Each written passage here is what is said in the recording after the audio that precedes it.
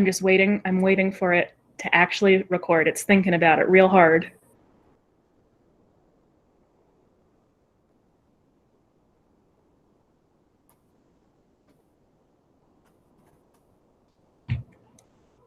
Okay, perfect.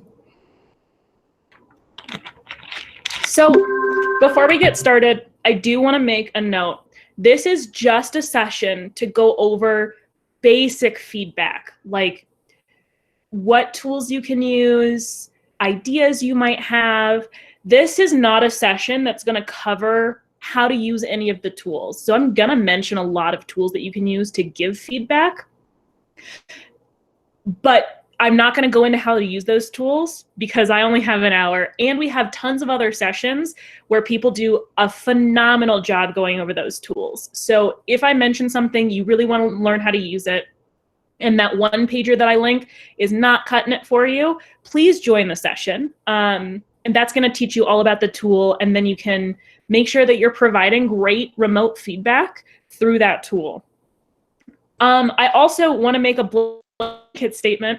I am not going to go into like super cookie cutter specific things of feedback that you need to be giving to students. You all are masters of your classroom. You know your kiddos, and I don't know them. So if you need help brainstorming how you can deliver feedback, please reach out to me or your digital coach or your regional coach, and we're more than happy to help you out. But for that reason, because I can't give suggestions for every single grade level and every single content with how it works with your group of kiddos, I'm not going to give those blanket statements. So I'm just going to go over some very basic concepts that you should think about while you are providing feedback remotely.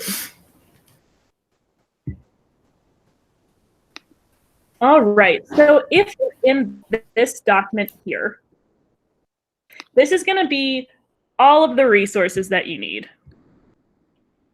Oh man, and that link is missing. So I'm just going to go ahead and paste this in here. Can you share your screen? Right now we're only seeing you. Yeah, sorry.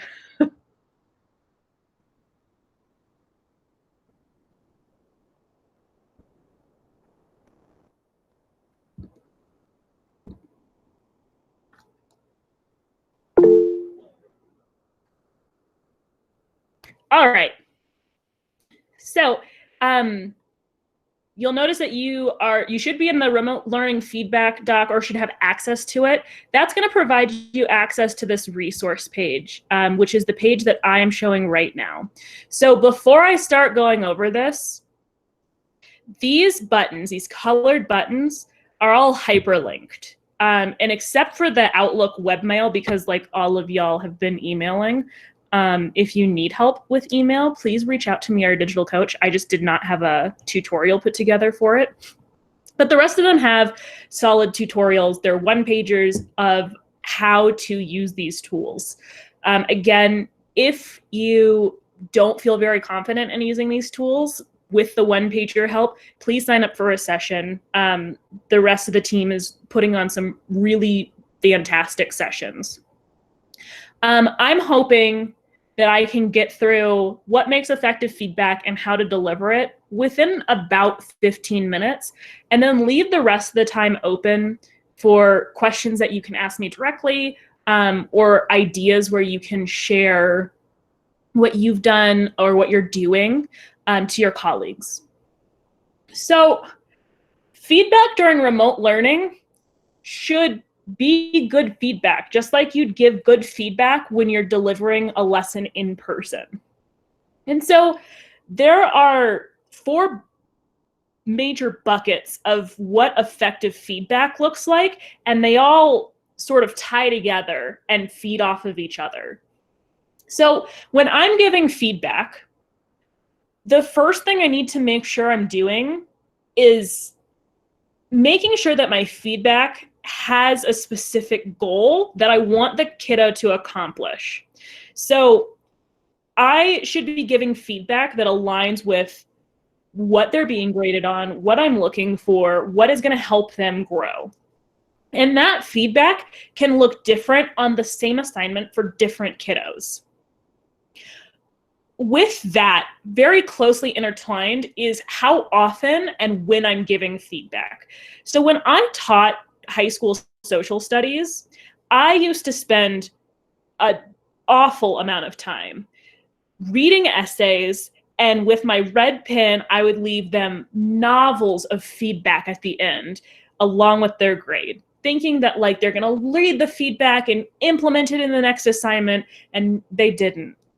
And it was so heartbreaking. I would watch them, look at the grade, throw it in the recycling bin, not even touch the feedback. So part of this is because I wasn't providing them feedback when it was timely and ongoing. So I wasn't giving them feedback when I expected them to be making the changes. So make sure that you're providing feedback and then allowing students either revision attempts or you're giving them feedback mid-assignment. That's what's worked best for me, is to give them little checks when they're still working on that assignment, and then setting a follow-up goal. So here's your feedback, here's what I want you to implement, and I'm going to check back on this in 2 hours, in 3 days, in a week, whatever feels good to you and makes sense with the assignment. Also, great feedback should make sense to the kiddo. So especially during remote learning, our kiddos need to be able to look at feedback and actually implement them. So if they have no idea what your feedback means, maybe you have some kiddos who are going to ask for that clarification. A lot of mine didn't, and they just wouldn't implement that feedback then. So making sure that it makes sense to them, put on your grade level hat. I taught 7th grade social studies for a long time, so I'd have to put on my 7th grader hat and be like, would this make sense to me as a 7th grader? Okay. And lastly, feedback can be super effective when it's provided by peers. So I'm not the only person who can give feedback as the teacher. That being said, I do need to teach my kids how to both provide and ask for feedback. And that's following all of these steps right here. So when a kiddo asks for feedback, it needs to be very specific. Like, I'm looking at improving X, because we've all done the switch your papers and write a glow and a grow, and then the kids get back like, this was great. And that's it. So make sure that if you're going to do peer feedback, which can be a huge confidence boost for students, and also can be really impactful because they're getting it through a different lens, make sure that there are guidelines and resources put into place for kiddos to give each other feedback. Before I get into how to deliver when teaching remotely, do I have any questions about just basic general feedback?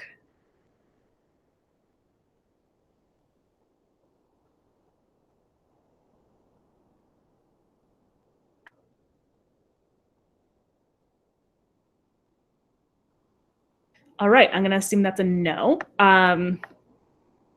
So I'm gonna get into how to deliver feedback and a couple of tools that I have found are really great when I'm trying to deliver feedback. Now, I'm going to say this with the understanding that it is up to you to decide what platform you are using for communication. That's like your first big one right there. How are you communicating with parents and students? And how will you communicate to students what platforms you will be using to push assignments and for them to get feedback?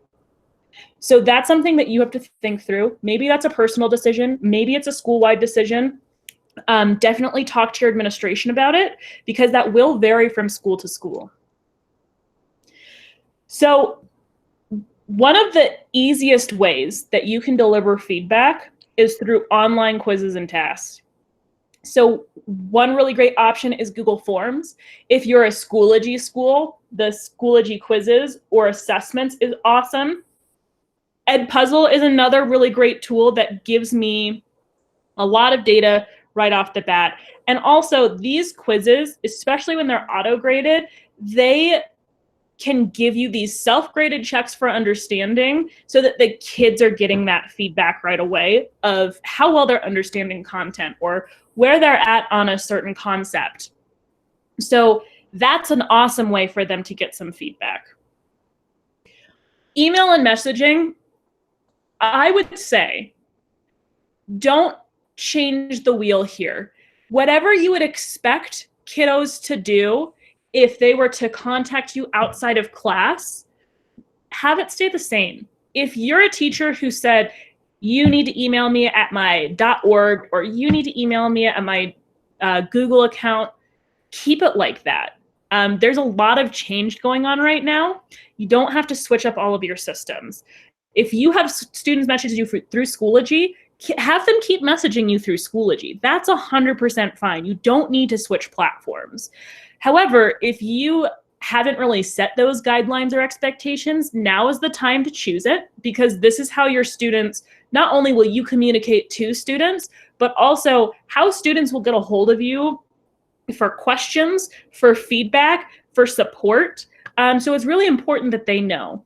Along with Outlook, which all of us have, you also have your Google information, so you can use your Gmail accounts with your .NET. You can also use apps like Remind. Those are really great because you can have parents looped in and they're just straight to your phone. Whatever is going to help you and whatever you feel that you can handle right now is great. However, you do need to communicate that to parents and students, however your school has set that up. Virtual office hours is also really great for providing feedback in person. So, well, not in person, virtually in person. So that would be something like this, where you have all of your students join a Google Meet or use Schoology conferences on some sort of platform where you're live. It'll help students to stay connected. It'll allow for any sort of immediate feedback, answers to questions, and also it'll bring some normalcy to this, what is an odd situation right now. And it's very like unprecedented. It's just as nerve-wracking for kids sometimes as it is for us. So seeing our faces and being able to communicate in the now is going to be super helpful for them. If you're not about this webcam life, you can also offer virtual office hours through your phone. So I know that DOTS is in the process of releasing Google Voice and having everybody set up with a Google Voice account. So that should be in play. I don't know the timeline for that. It is a DOTS thing, but everybody should have a Google Voice number. I highly recommend you give out that number and not your personal cell phone number, just because then you get calls at all hours of the night and it's a hot mess. Discussion forums and chats is a really great way for students to provide feedback to each other. And also you can provide feedback through either video or through text. So Flipgrid is a really great one for this. Any sort of discussion boards that you're using, so Schoology discussions, those are all really great. And not only can you provide feedback, but there's this exchange of ideas and information that can really help with students brainstorming and how to have the best answers that they can have. Commenting on digital work. This is going to be a basic one to use with Google Docs. So within Google Docs, you can add comments to different pieces of student work. You can also go into suggesting mode, and that will allow you to make suggestions for changes in student work. That is also available in slides and sheets. So you can use the comment or the suggesting mode on any of those platforms for students, whatever you're having them complete their work in. And lastly, you'll cut out a lot of like general feedback that you'll give through the provision of resources. So making sure that I have really detailed instructions, making sure that I have help videos or PDF one-pagers or ways that they can get a hold of me, like that's going to make it so that there's a lot less confusion when students are completing the assignment, and therefore that lack of confusion will mean I'm providing less feedback on, oh, you didn't understand the question, you didn't understand the assignment. So to wrap everything up, what you need to think about is, one, how you're communicating to parents and students, how you are going to provide the feedback, how you are pushing the assignments. And then once you get there, think through your assignments, put on your content grade level hat. I put on my 7th grader hat, and I think about what misconceptions are going to come up. What are the questions that I know in person I would be asked? What are the things, like the concepts, that my students might get stuck on, and provide resources for those. And then how often you're going to deliver feedback and when, that is on you. Again, you're the master of your classroom. You know your kiddos, you know your content, you've got this. Use your best judgment. So that's what I have as an overview for providing this feedback. I now want to open it up. If you have questions, brainstorming, you want to bounce some ideas off of me, you want to share some ways that you've provided feedback, now is your time.